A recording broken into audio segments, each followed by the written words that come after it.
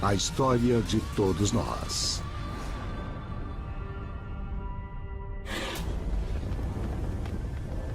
Norte da China, 1215 d.C.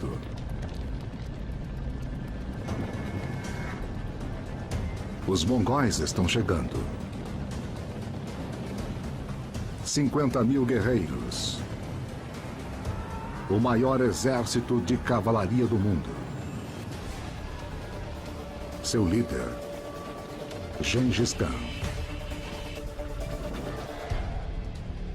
Um dos comandantes mais sanguinários da história humana. Seu alvo, Chungchu. Hoje Pequim, a capital da China. As cidades são importantes na história da humanidade. São centros de poder, aprendizado e riqueza. Eles precisam se proteger. Chungchu tem 30 quilômetros de muralhas com 12 metros de altura. Mesmo assim, está vulnerável ao ataque.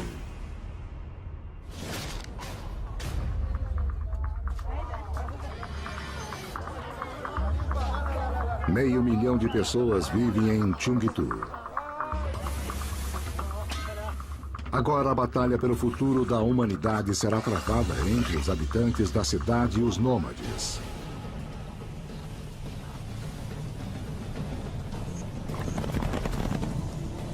Gengis Khan, filho de um chefe tribal. Seu pai foi morto. Ele foi mandado para o exílio.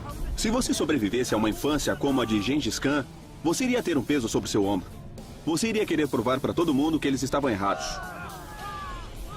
Você iria querer provar que você sabia o que estava fazendo. Você iria querer provar que você era a criatura mais malvada de todas. Ele escapou de seus captores e lutou para chegar ao topo. Uniu os mongóis. E começou uma campanha de conquista que iria mudar o mundo. A chave do seu sucesso. O cavalo. Domesticado 5.000 anos antes na Ásia Central. Os cavalos expandiram as fronteiras da humanidade. Os mongóis podiam viajar 480 quilômetros por dia. Usar o cavalo na guerra abre uma nova oportunidade para a humanidade. Se voltarmos à luta dos mongóis contra os chineses, o que vemos é a primeira viagem pontual na história, que sem dúvida irá nos levar ao tanque. E essa viagem são com cavalos. Os mongóis começavam a montar aos 3 anos. Eles aprendiam a cavalgar sem usar rédeas. Quando eles encontravam homens a pé, para os mongóis esses homens eram como ovelhas. Você podia assustá-los e eles corriam. Eles podiam atirar a todo galope. Foi a primeira versão da Guerra Relâmpago. Eles eram capazes de entrar em um lugar, de causar danos, e então desaparecer antes que alguém soubesse o que os atingiu. O Império Mongol e as duas guerras mundiais claramente marcaram uma tendência na história da humanidade, a violência. Nenhum exército tinha viajado tão longe e tão rápido até a Segunda Guerra Mundial.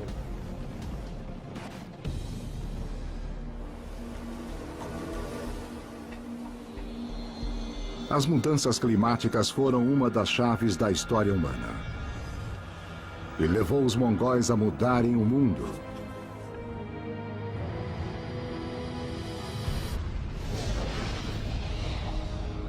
A 150 milhões de quilômetros da Terra.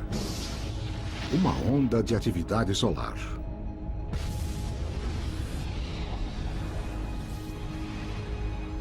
Explosões radioativas atingem o planeta. É o começo de 3 séculos de aquecimento global. A mudança climática é um dos grandes problemas ambientais, mas é um entre muitos, porém é mais perceptível para todos nós. Na Mongólia, a seca transforma pastos em deserto. Para sobreviver, os mongóis vão para o sul em direção à China, o maior poder da Ásia, lar das maiores cidades do mundo. A China é o grande prêmio. Se você puder conquistar a China, você vai conquistar uma terra de suprimentos infinitos. Grãos, seda, chá. A China é o prêmio mais rico que os mongóis poderiam obter. A China é, ao mesmo tempo e em tempos diferentes, várias coisas. Ao falarmos da China, ela não é mais o que a gente achava.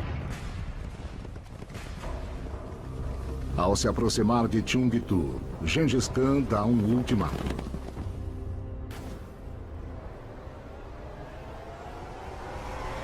Se render ou morrer. A crueldade mongol é legendária.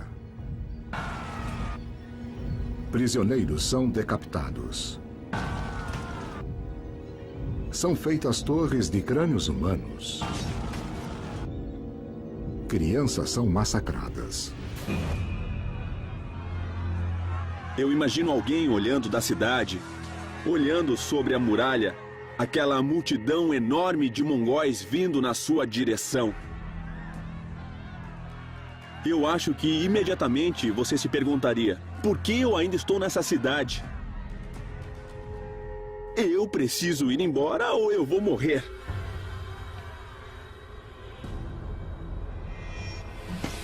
Gengis Khan estuprou tantas mulheres que hoje cerca de uma entre 200 carregam os seus genes.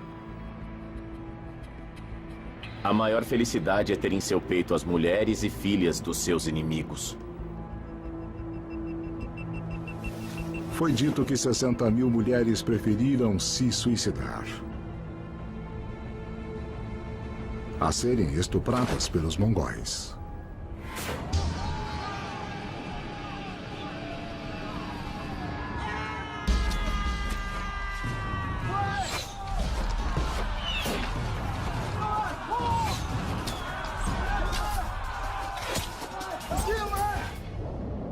Seus cavalos levavam os mongóis até os portões das cidades, só até ali.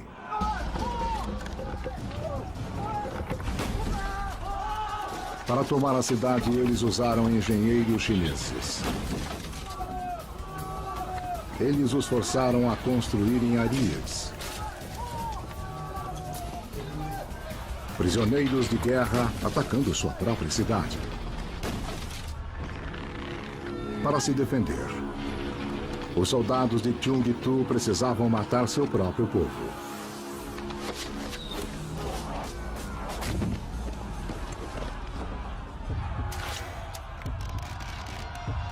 Se o portão quebrasse, a cidade caía.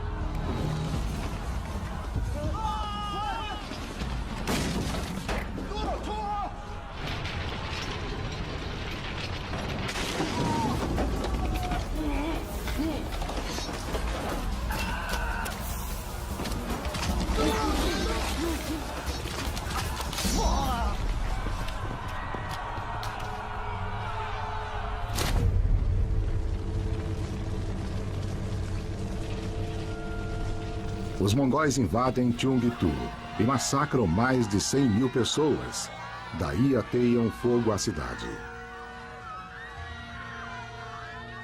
Os mongóis eram uma força militar inacreditável. Se eles tinham um alvo que queriam tomar, nada ficava em seu caminho. Uma testemunha ocular relata: A terra estava cheia de gordura humana. em sua época, dizem que Gengis Khan foi responsável pela morte de 40 milhões de pessoas, tanto quanto Adolf Hitler. Em 25 anos, ele conquistou mais terras do que Roma em 400 anos. 16 milhões de quilômetros quadrados. Até agora, o maior império da história humana. O segredo do seu sucesso: comunicação.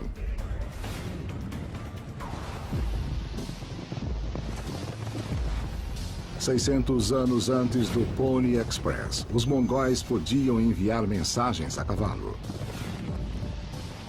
Através de uma área 2 vezes maior que os Estados Unidos.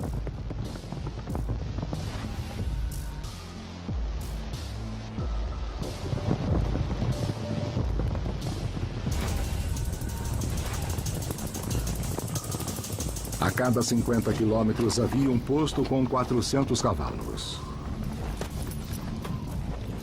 Mensageiros do governo carregando um medalhão oficial podiam receber comida e montaria. Foi o primeiro posto do mundo. Como resultado das conquistas de Gengis Khan, pela primeira vez na história, pode-se viajar com segurança de uma ponta do mundo até a outra.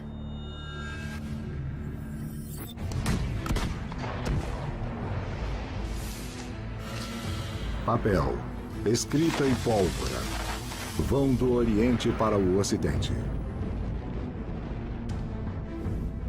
E são a chave do futuro da humanidade. Mas, ao mesmo tempo, o matador está à solta, que irá exterminar metade da população da Europa. A humanidade irá travar sua maior batalha com seu maior inimigo, a doença. Issyk-Kul, um posto de comércio, a meio caminho entre a Europa e a Ásia. Gengis Khan está morto há mais de um século, mas seu império continua. Em suas rotas de comércio, um viajante novo e letal. A bactéria. Por 13,5 bilhões de anos, cada canto da Terra esteve coberto por esses micro-organismos. Nosso corpo contém mais células de bactérias do que células humanas. Quando um micro-organismo entra de novo na espécie, é muito mais agressivo do que com o passar dos milênios. O micro-organismo não está interessado em matar a pessoa. Ele quer viver, se reproduzir e ser transmitido. Em Issyk-Kul começa uma pandemia.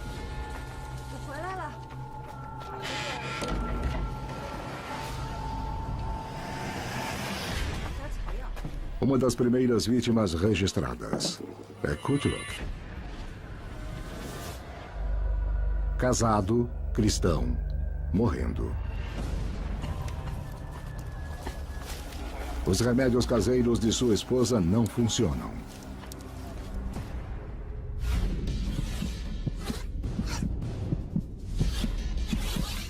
A bactéria corre pela corrente circulatória de Kutulok. Elas dominam seu sistema imunológico e se alastram implacavelmente, deformando e inchando suas glândulas.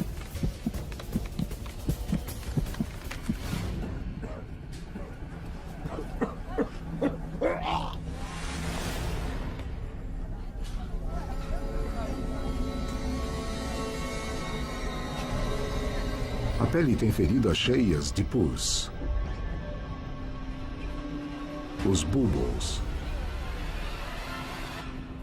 A peste bubônica, que passa de um para outro por um transportador quase invisível. A pulga. Seu alimento é o sangue. Quando ela pica, libera a bactéria da peste na corrente circulatória.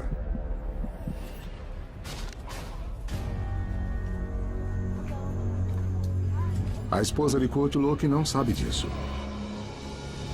Mas ela também foi picada. Em alguns dias, os dois estarão mortos.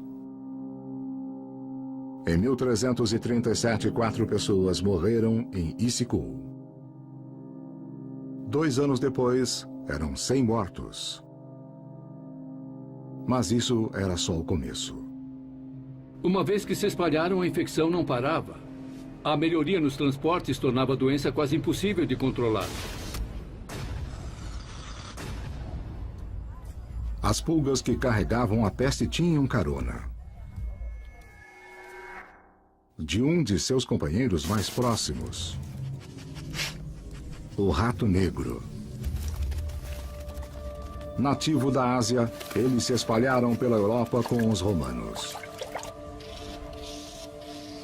Um casal de ratos pode ter 2.000 filhotes por ano. E cada rato pode carregar 8 pulgas infectadas pela peste.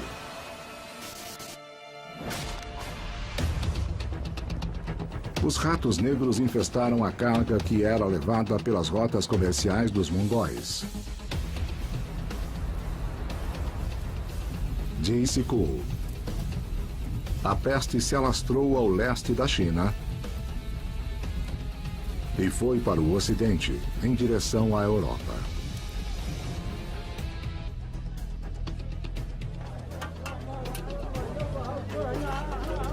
Cafa, no Mar Negro. Um porto próspero, na divisa do Oriente com o Ocidente. Controlado pelos mercadores italianos.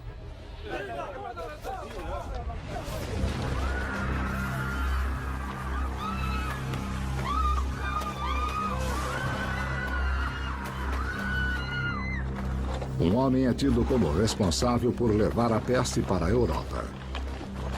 Um descendente de Gengis Khan. Jenny Beck.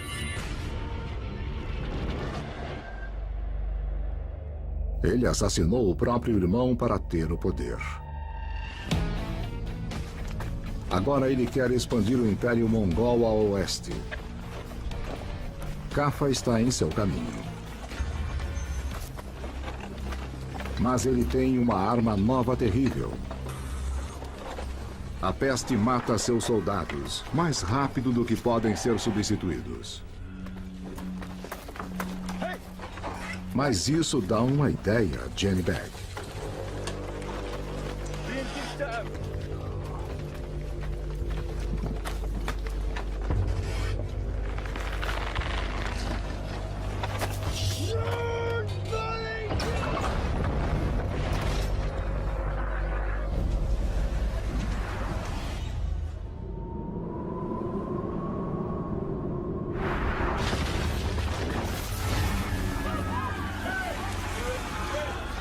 Seus homens mortos serviriam de munição. Sitiam a cidade de Cafa, então seus invasores, que são os mongóis, começam a adoecer. E ao invés de se retirarem, eles atiram os cadáveres na cidade. E as pessoas da cidade começam a ficar doentes.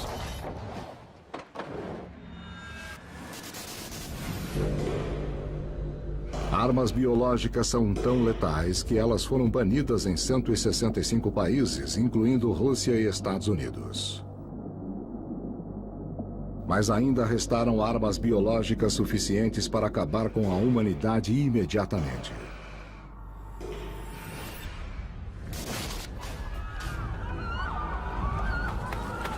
Ninguém tinha usado armas biológicas como Jenny Beck.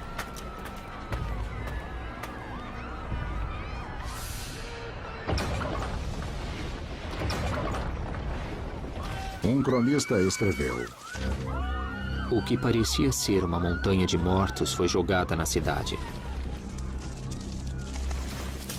Os corpos apodrecendo infectavam o ar. O mau cheiro era insuportável.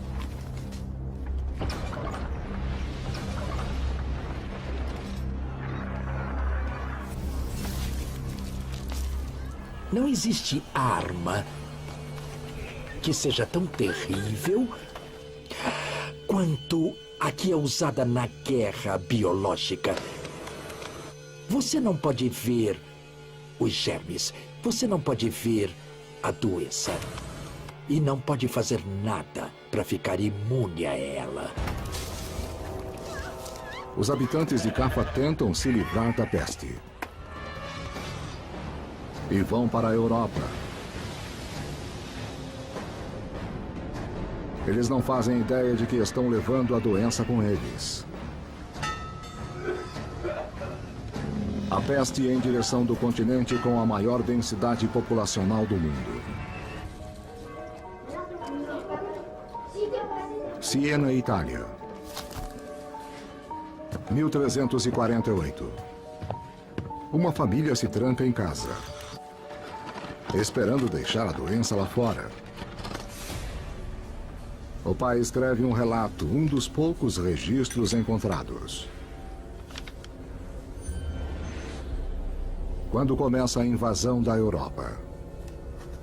Foi uma coisa cruel e horrível. Eu não sei como começar a contar sobre seu caminho brutal e sem piedade. A batalha pela sobrevivência da humanidade tinha começado. A humanidade está frente a uma batalha contra a extinção. Em Siena, Itália, 6 meses depois da peste invadir a Europa. Milhares estão mortos.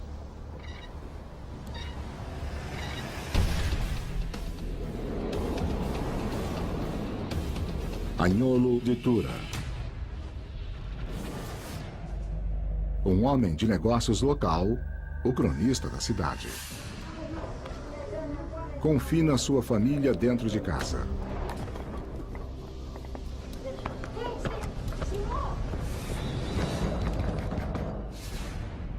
Para que o assassino lá de fora não entre.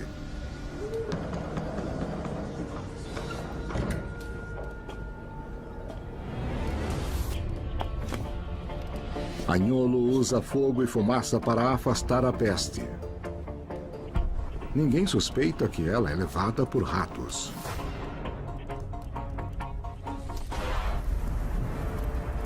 A peste leva 10 anos para atravessar a Ásia, movendo-se lentamente de cidade em cidade. Mas a Europa é o lugar perfeito para sua proliferação. Centenas de cidades, 80 milhões de pessoas vivendo próximas. Essas cidades tinham todas as condições de sustentar a peste, a sujeira e a imundície.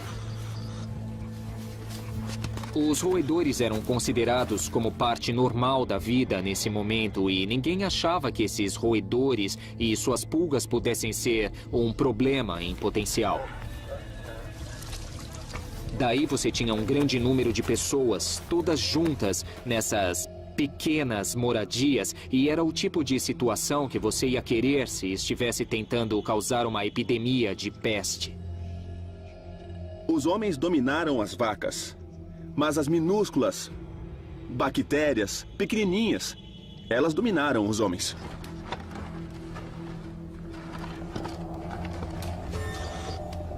A peste entrou no lar de Agnolo. Infectou sua esposa, Nicoluccia. Se você nunca viu a peste bubônica, é muito grotesco. Forma-se uma grande pústula roxa. Cria um trauma psicológico, um estrago, um medo incrível. Agnolo tenta qualquer coisa, tudo o que podia. Vomite regularmente aos primeiros sinais de doença. Beba um copo de sua urina 2 vezes por dia. Agora, eu gostaria de falar sobre o valor que o pânico pode ter na sociedade. Aplique um unguento no bulbo feito de mel, ovo e óleo de escorpião para retirar o veneno. Aplique morcegos. Finalmente, o doutor em peste. Seu capuz cheio de ervas para proteção. Seu tratamento: drenar a doença para fora da vítima.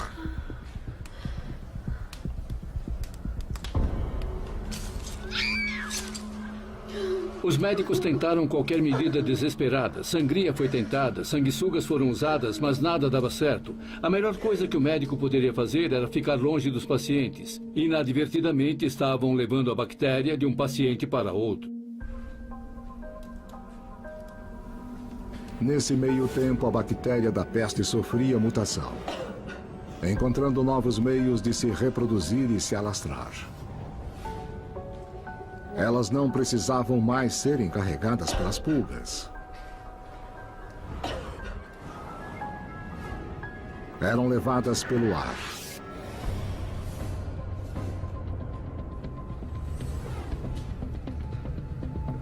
A peste levada pelo ar é diferente porque agora ela pode ser transmitida de um ser humano para outro.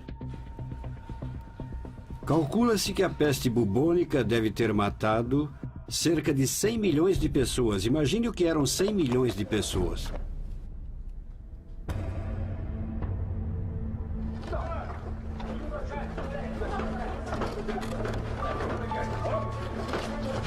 Em 6 meses, 31 mil pessoas, 60% de Siena foram dizimadas.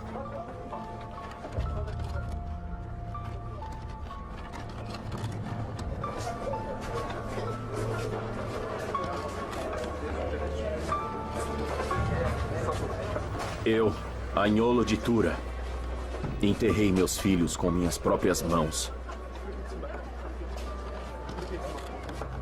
Não tinha ninguém para chorar suas mortes, porque todos esperavam sua própria morte.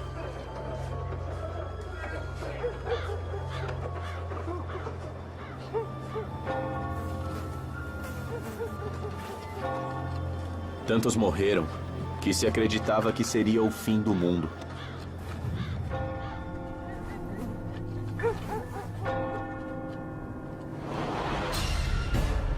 A verdade é que nossa espécie é um dos organismos mais vulneráveis que existem. É só deixarmos de lado tudo que tem a ver com a tecnologia, incluindo tirar nossas roupas, e veremos como passamos uma noite ao relento. Mesmo aqui na cidade do México, por exemplo. Ao fim dessa noite vamos nos sentir muito mal, e ao final de uma semana, muitas pessoas provavelmente ficarão doentes e vão morrer. Agora o desastre testará a fé da humanidade. Avignon, França. Lar do Papa Clemente VI. Um dos homens mais poderosos do mundo. Controlou grandes exércitos e uma enorme riqueza. Quando a peste chega a Avignon, as pessoas esperam que o Papa venha em sua salvação, que peça, que fale com Deus para deter a peste. Mas Clemente VI não pode deter a praga. Ela devasta Avignon, matando 1.300 pessoas em um único dia.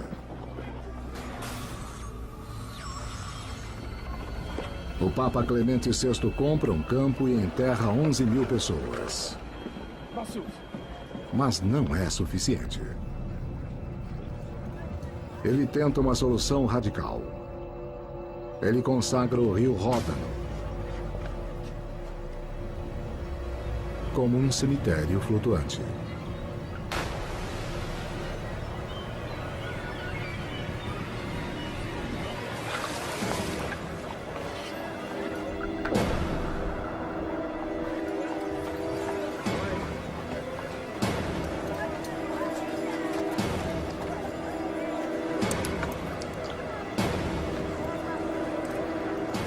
Com os corpos flutuando no rio Ródano, as pessoas percebem que o Papa não pode fazer nada por elas.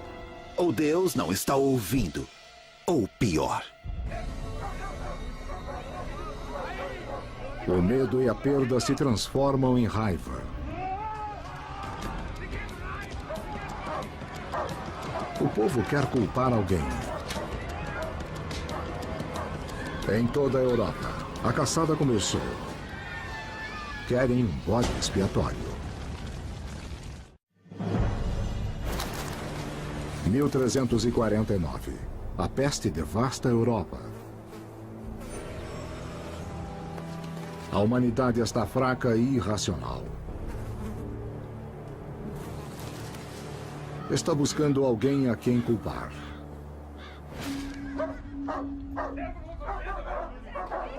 Estrasburgo, Alemanha. A peste ainda não chegou aqui. Ainda. Mas os boatos se alastram mais rápido do que a própria doença. Uma conspiração diabólica. Dizem que os judeus estão envenenando a água potável. Era a Idade Média antes da Revolução Científica e do método científico. Era um mundo cheio de superstições, raiva, confusão e, infelizmente, tudo isso levava ao preconceito. Desde o século VI a.C., quando sua terra natal foi conquistada, o povo judeu criou várias comunidades por todo o planeta. Hoje, 26 países têm uma população de mais de 10 mil judeus.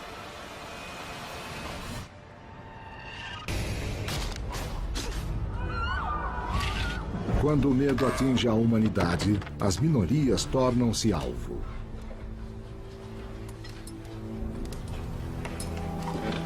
As autoridades de Estraburgo tentam proteger os judeus colocando guardas em suas ruas.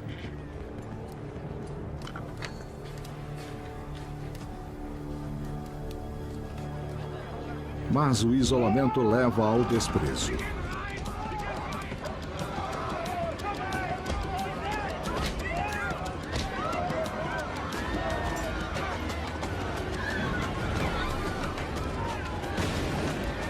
A multidão faz a lei com suas próprias mãos. –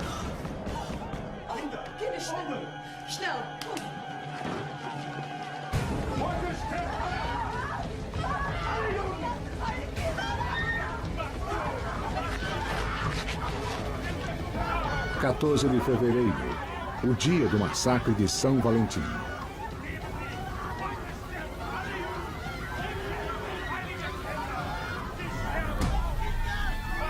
Os judeus de Estrasburgo podem escolher se converter ou morrer.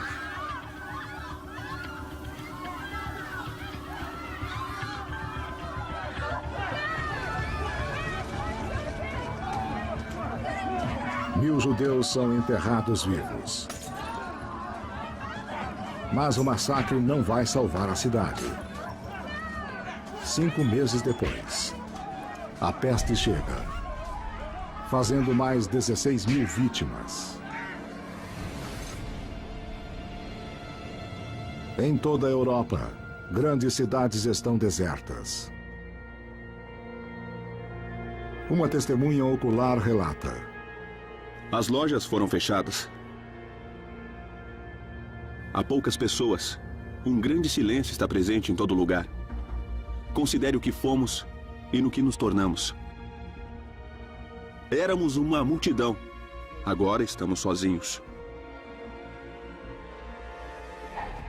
A humanidade impotente se rendeu a uma pequena bactéria. Na Ásia e na Europa, a peste matou mais de 50 milhões de pessoas em 15 anos. Mas o isolamento pode nos proteger.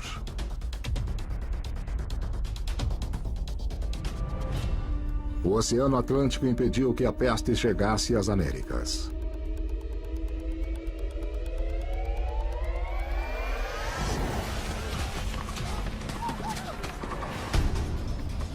Geralmente, o futuro da humanidade está nas mãos de líderes visionários. 200 anos depois de Gengis Khan, aparece um jovem guerreiro inca, Pachacuti. Pacha, terra. Kutek, dar a volta, transformar-se. Corajoso, dinâmico, inspirado.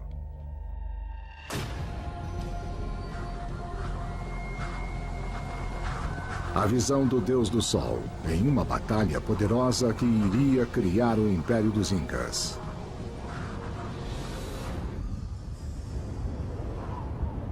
As Américas são o lar de 90 bilhões de pessoas, vivendo em total isolamento do resto da humanidade.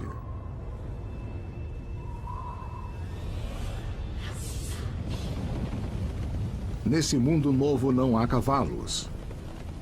Eles foram caçados até a extinção. Não há ferramentas de ferro, nem veículos com rodas.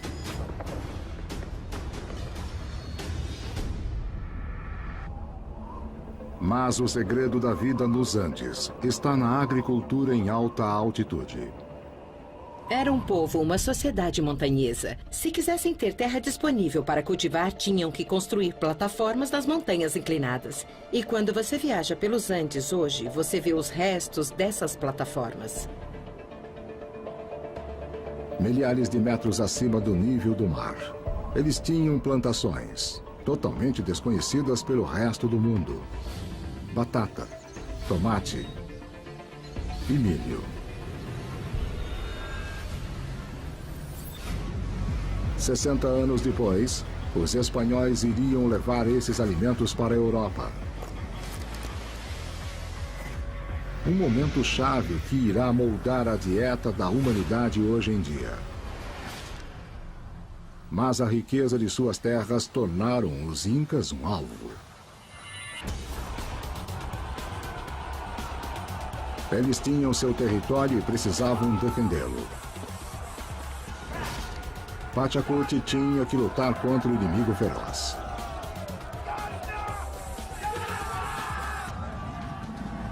Liderado por um rei morto. A história da humanidade é moldada por homens predestinados.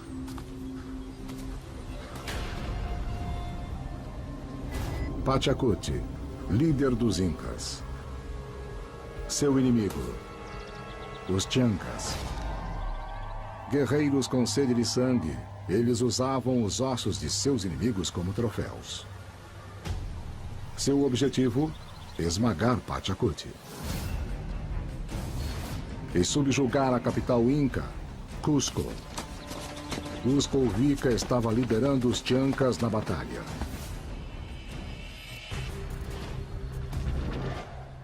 Poderoso, impiedoso e morto. Em vida, ele iniciou o reinado Chanca de terror. Na morte, ele fala através de seus sacerdotes. Nos Andes, os ancestrais estão muito mais presentes na vida das pessoas. E os mais importantes são mumificados. Muito antes dos egípcios, o povo da América do Sul preservava seus mortos.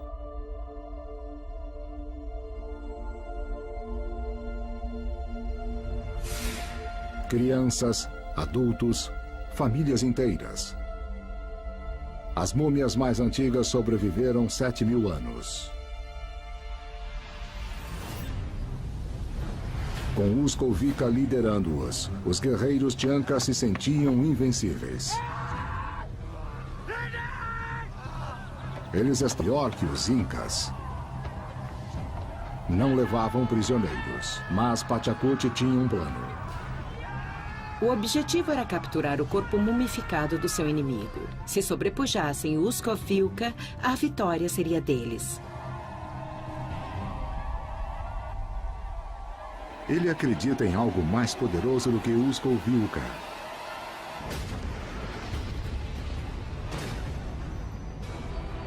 Inti, o deus do sol. O deus mais importante da mitologia inca.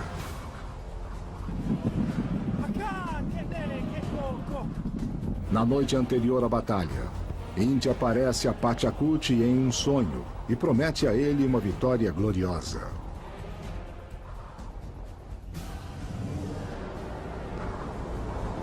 O pai de Pachacuti foi embora. Seu irmão foi embora. Ele escolheu ficar e liderar os Incas na batalha. Você está prestes a provar a seus homens, servindo de exemplo, dizendo, querem saber? Eu posso morrer hoje.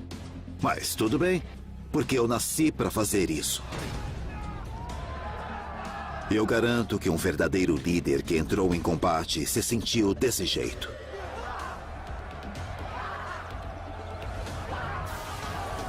Pachacuti provoca os Chancas, alimentando sua ira.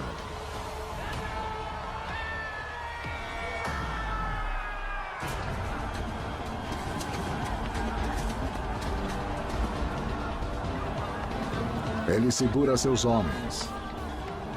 Mantenha disciplina. Até que eles disparam uma saraivada de pedras.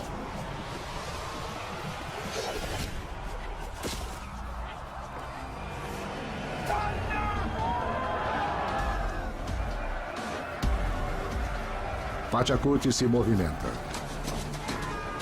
Quando os Chancas estavam sitiando Cusco, grande parte dos líderes havia fugido. Pachacútec assume o papel de defender a cidade. A lenda inca lembra sua coragem. O jovem príncipe se atirou sobre o inimigo. Ele era tão ágil e tão rápido que aterrorizou a escolta.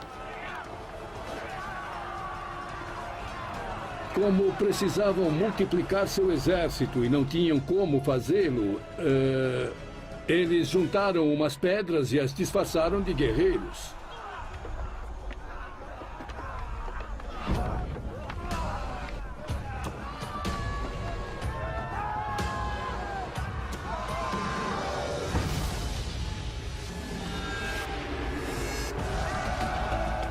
Os Chancas, vencidos.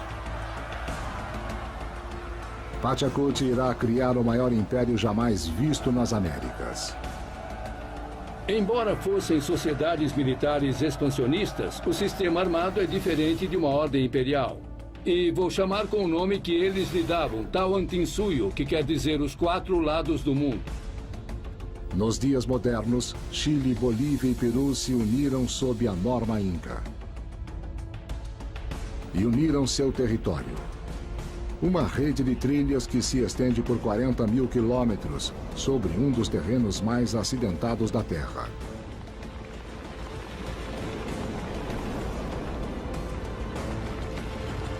No final da trilha, vemos Machu Picchu, o palácio de Pachacute sob as nuvens. Desconhecido para o resto da humanidade. Mas o isolamento das Américas está chegando ao fim.